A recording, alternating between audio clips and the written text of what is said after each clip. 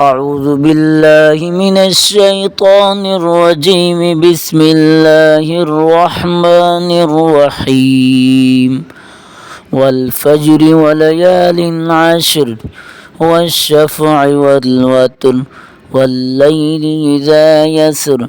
هل في ذلك قسم لذي حجر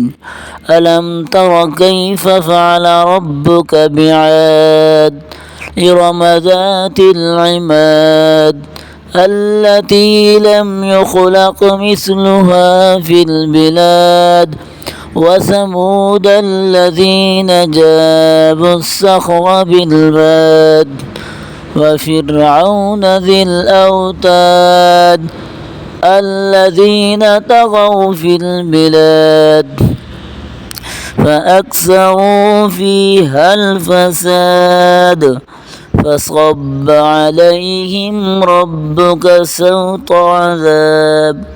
إن ربك لبالمرصاد فأما الإنسان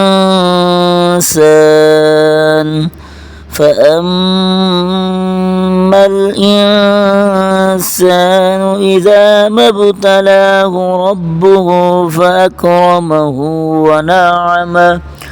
فيقول ربي يكرمن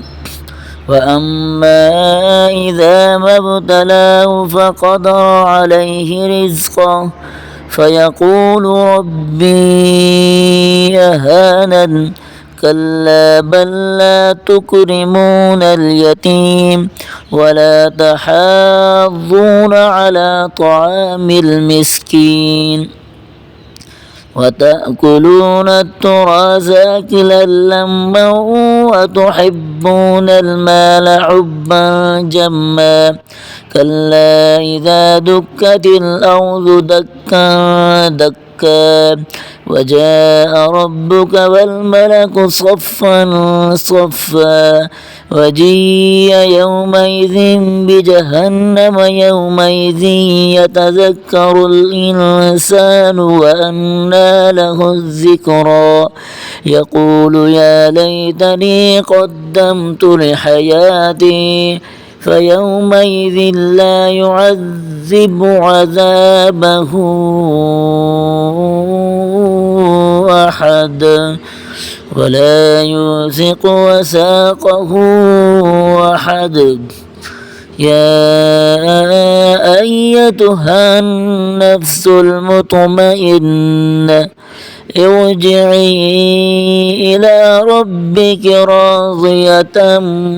مرضية فادخلي في عبادي وادخلي جنتي. صدق الله العظيم.